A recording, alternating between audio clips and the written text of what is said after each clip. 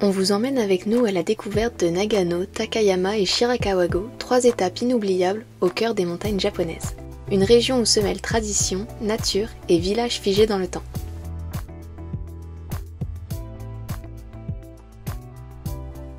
On est arrivé à Nagano en bus depuis Tokyo. Le trajet est assez long, mais les paysages à l'arrivée donnent déjà un petit avant-goût des montagnes. Notre premier arrêt a été le temple Zenkoji, un des plus anciens du Japon.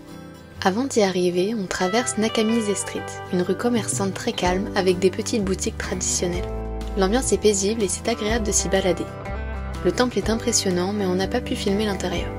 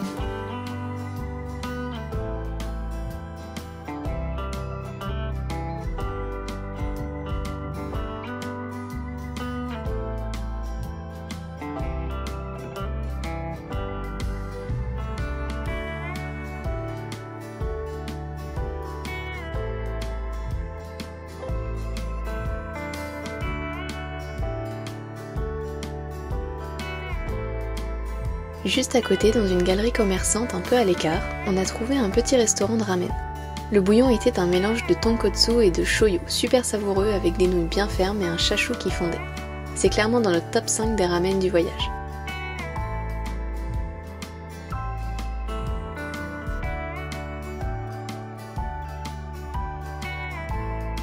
Le soir, on logeait près de la gare de Nagano. On est donc allé faire un petit tour pour capter l'ambiance. C'était calme, très éclairé et on a pu se balader tranquillement.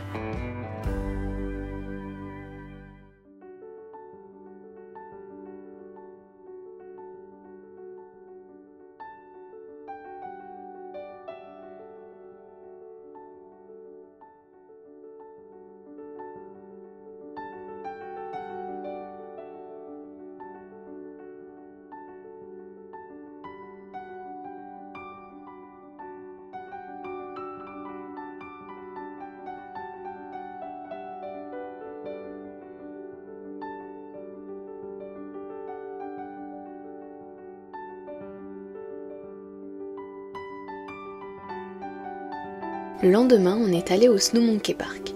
Il faut marcher une petite vingtaine de minutes à travers la forêt pour y accéder, mais la montée est belle.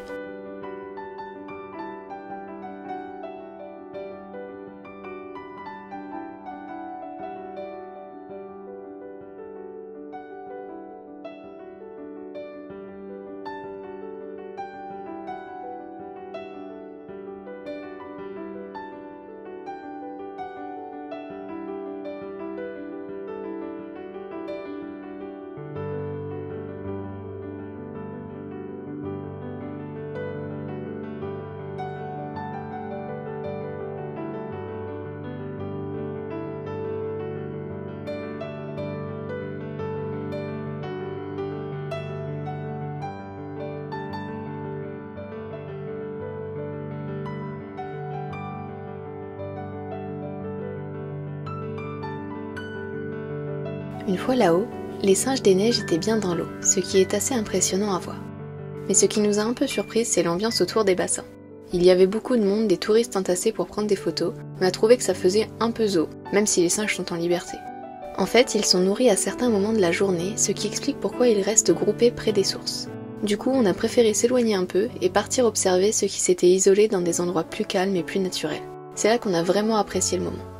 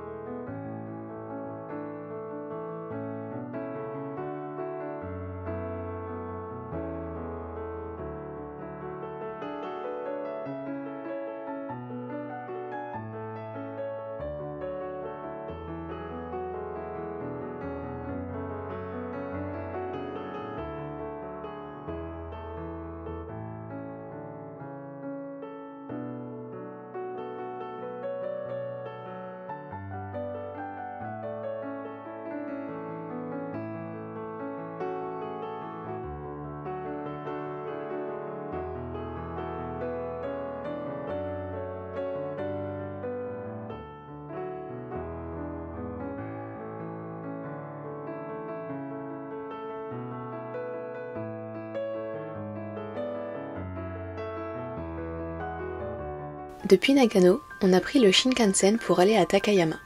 Il faut faire une correspondance, mais tout est super bien organisé, même s'il y avait que 8 minutes entre les deux trains.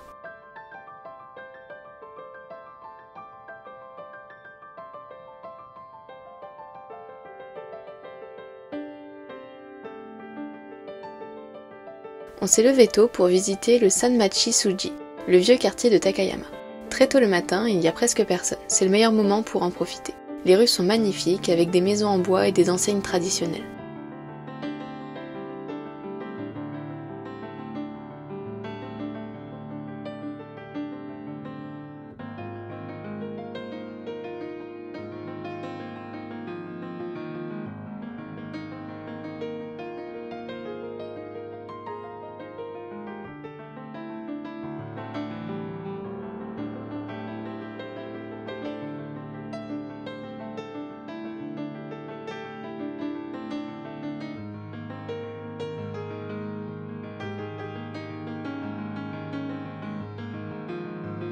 Et quand les boutiques ouvrent, ça devient plus vivant, même si on a trouvé l'endroit plus touristique que ce qu'on pensait.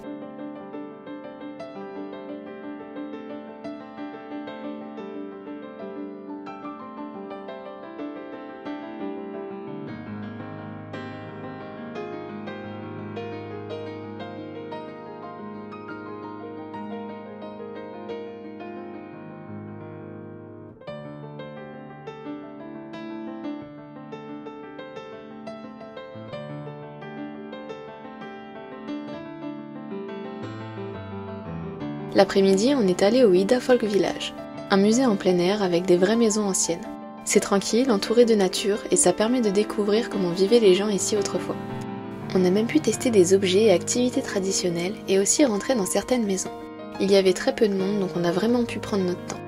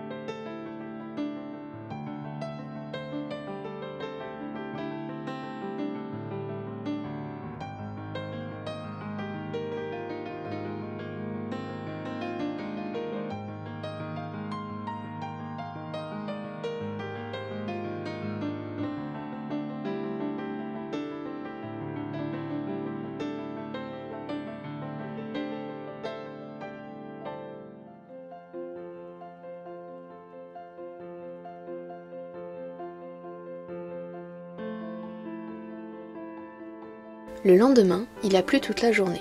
Du coup, on s'est arrêté dans une chaîne de sushi-train pas cher. Évidemment, ce n'était pas de la grande qualité, mais pour moins d'1 € les 2 sushis, c'était plutôt bon.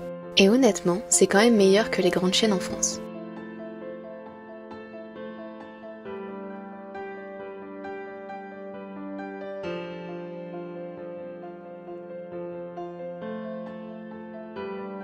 En fin de journée, on a testé le tir à l'arc traditionnel. L'ambiance est hyper calme, très codifiée. On nous a montré les bases, c'était vraiment intéressant et pas si simple que ça. C'était d'ailleurs plus dur pour l'un d'entre nous, on ne vous dira pas lequel.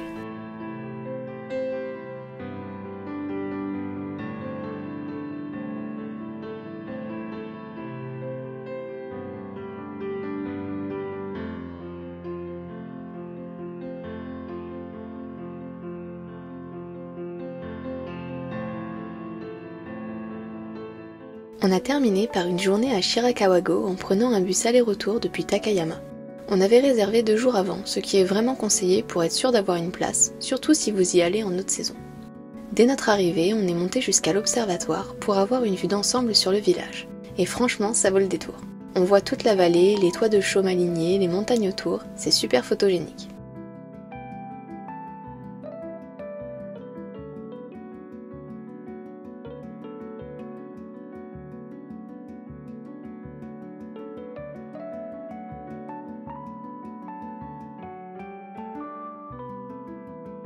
Ensuite, on est redescendu dans le village pour se promener entre les maisons. L'architecture est vraiment particulière avec des toits très pentus pour supporter la neige. Du bois sombre, des détails traditionnels partout. On a pris notre temps pour marcher dans les ruelles, regarder les petits ruisseaux, les potagers, les décorations sur les façades. On est aussi entré dans quelques boutiques, certaines vendent des produits locaux, d'autres proposent des souvenirs faits main. L'ambiance est très calme, très tôt le matin, mais au fil de la journée, ça devient de plus en plus touristique. C'est un endroit qui dégage quelque chose de vraiment spécial. Là-bas, on sent qu'on est dans un lieu unique. On a fini la visite sans se presser, juste à observer et profiter. Une très belle conclusion à notre passage dans les Alpes japonaises.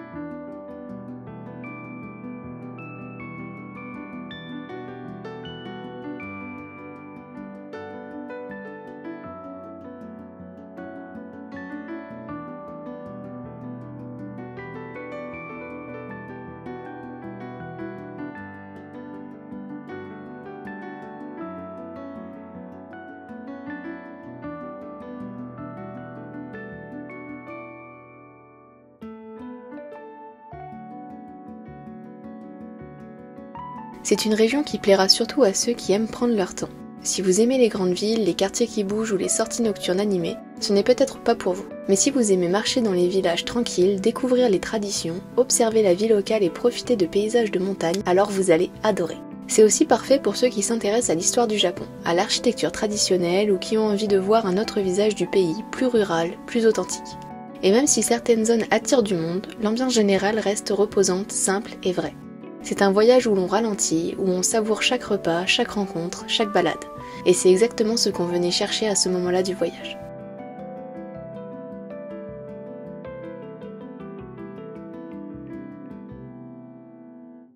Merci d'avoir regardé cette vidéo et si elle vous a plu, n'hésitez pas à vous abonner pour la suite. Bye!